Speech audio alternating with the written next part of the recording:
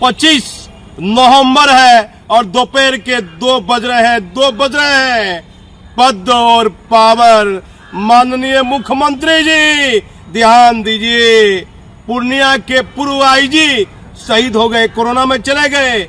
और जो जितेंद्र बाबू ने 93 बैच के आईपीएस ने जो समीक्षा की थी एडीजी सीआईडी रहते हुए, उसे खत्म कर दिया आपके पूर्व डीजीपी ने। सीआईएसएफ में गए भट्टी साहब, वहां गए, हड़कंप मचा। वहां से सीआईएसएफ में तैनात बिहार के आईपीएस 94 बैच के बड़ा नाम कुंदन कृष्णन। मैं पुलिस हेडक्वार्टर भी गया तो चारों तरफ चर्चा।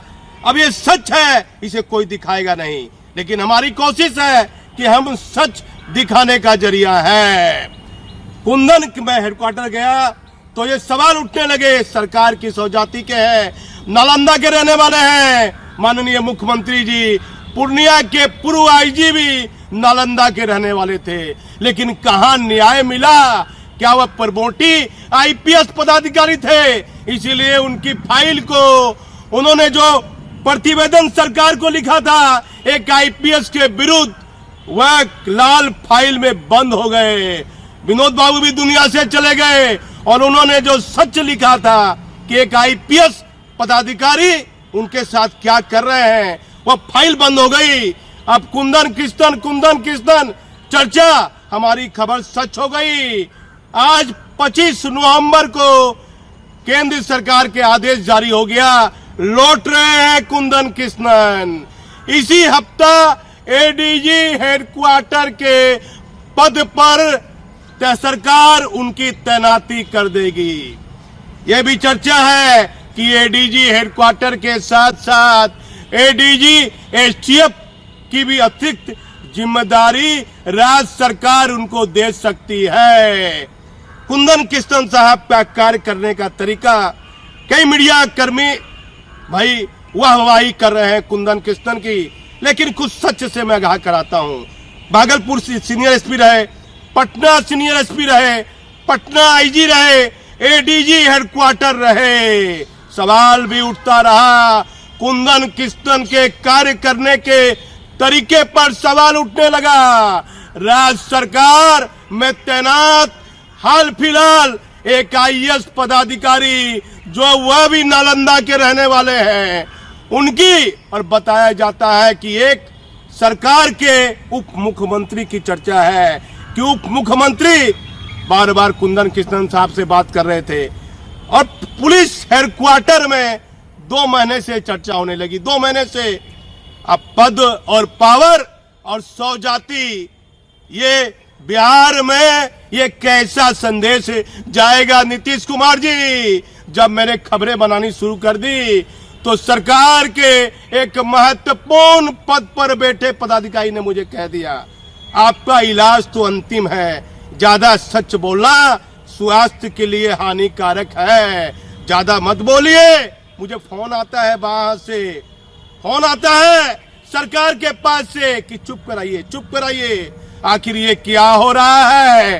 केंद्रीय जांच एजेंसी सहित केंद्रीय गृह मंत्रालय को भी ध्यान देना चाहिए। किसी आईपीएस पर यदि कोई कार्रवाई हो गई, उसे राज्य सरकार ने खत्म कर दिया, तो गृह मंत्रालय किस लिए है? गृह मंत्रालय को भी अध्ययन करना चाहिए कि आखिर ये पूर्णिया के पूर्व आईजी का क्या मामला था, उस मामले में किस आईपीएस पदाधिकारी पर गंभीर आरोप लगे थे। वापस लौट रहे हैं कुंदन कृष्णन। हमारी खबर कितनी सच होगी? भट्टी साहब को सीआईएसएफ में जाना था, चले गए, एक भी आम जनता से नहीं मिले। एक आईपीएस पदाधिकारी जिन पर गंभीर सवाल उठा, भट्टी साहब अपने पद का, पावर का तो कुछ बेहतर भी इस्तेमाल किया, कुछ दुरुपयोग भी किया। मुझे कुछ पदाधिकारी ने कहा पैरवी वह सुनते थे, बड़ी पैरवी। यदि भट्टी साहब को मालूम पड़ गया तो एक विशाल शर्मा साहब पर विभागीय कार्रवाई की फाइल खुलती, वह जांच पेंडिंग थी, वह मामला खत्म कर दिया डीजीपी ने। और मामला होम विभाग में चला गया है। एक पदाधिकारी ने कहा होम विभाग से भी खत्म हो जाएगा, होम विभाग से भी सब कुछ हो रहा है, कोई देखने वाला नहीं। चौथा लोकतंत्र का जो स्तंभ है पत्रकार वह तो सवालों के घेरे में ही है, लेकिन कुछ लोग जो सच लिख रहे हैं और सच दिखा रहे हैं उन्हें भी चुप करने के लिए इनडायरेक्ट छोड़ दीजिए, अब डायरेक्ट धमकियां भी दी जा रही है। तो माननीय नीतीश कुमार जी लौट गए कुंदन साहब, कुंदन कृष्णन जो एडीजी हेडक्वार्टर भी रहे, और जो चर्चाएं हैं कि राज्य सरकार इसी हफ्ता उन्हें हर हाल में एडीजी हेडक्वार्टर और एडीजी एसटीएफ की अतिरिक्त जिम्मेदारी दे सकती है, ये भी चर्चा है कि बिहार राज्य के पुलिस के बड़े पदाधिकारी दिल्ली में हैं, आईएएस रैंक के बहुत बड़े पदाधिकारी वह भी दिल्ली में, एक साथ डीजीपी और मुख्य सचिव के दिल्ली में रहने की भी चर्चा पदाधिकारियों में चल रही है। बताया जाता है कि वर्तमान डीजीपी आलोक राज साहब का भी अस्थायी ऑर्डर 1 से 2 दिन में जारी हो सकता है। गंगवार साहब डीजी मुख्यालय सिविल डिफेंस के डीजी, क्या गंगवार साहब पर सरकार को पूरी तरह भरोसा नहीं था? आखिर क्या हो रहा है, ध्यान देना पड़ेगा। हमारे पास कई महत्वपूर्ण खबर है, लेकिन नीतीश कुमार जी ये आम जनता में कैसा संदेश जाएगा? एक जिला नालंदा, एक ही 100 जाति, आखिर ये कैसा पदाधिकारियों में मैसेज जाएगा? हम सच दिखाने का जरिया है। मैं भागलपुर से दीपक नौरंगी।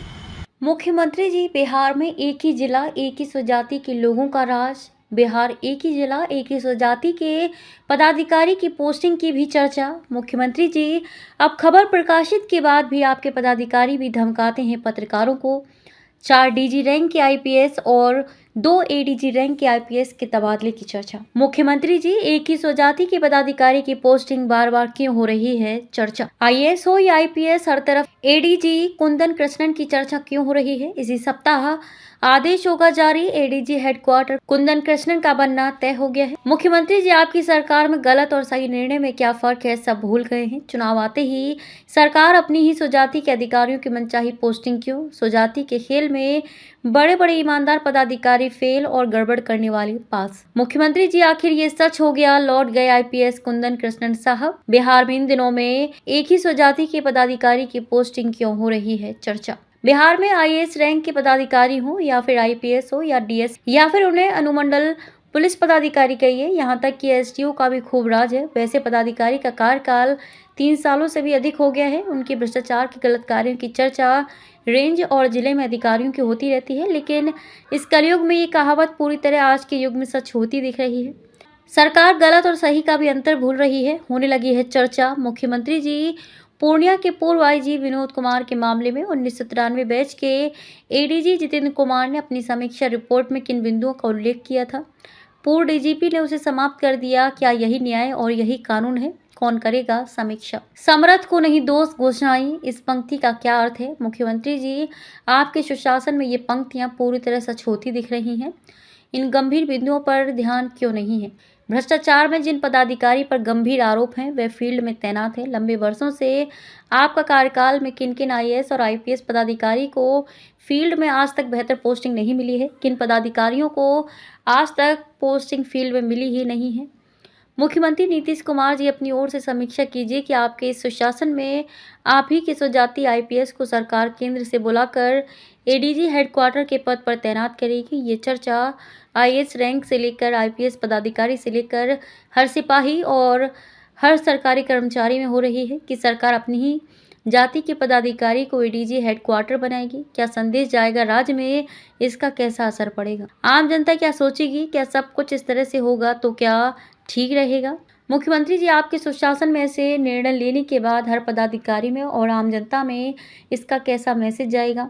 कई ऐसे गंभीर सवाल हैं जिस पर बिहार सरकार के मुख्यमंत्री को खुद चिंतन करना पड़ेगा कि आपका सुशासन में जो चर्चा होती है उस पर तो आप मुख्यमंत्री जी कम से कम ध्यान दीजिए कि आम जनता के बीच ये कैसा मैसेज जाएगा। हर पोस्टिंग और तबादले पर सरकार से लेकर गृह मंत्रालय तक को अपनी नज़र रखनी चाहिए, लेकिन ऐसा होता नहीं है। भ्रष्ट और दागदार पदाधिकारी का बोलबाला है, आम जनता को कहीं से राहत नहीं मिलती है, सरकार तक बात पहुंच नहीं पाती है, लगता है सब राम भरोसे चल रहा है। हमारा कार्य है जो चर्चा होती है, जो सच पर आधारित होती है, उस पर भी हम खबर बना देते हैं। हमारा किसी से कोई निजी मतभेद नहीं है, हम सिर्फ सच दिखाने का एक जरिया हैं।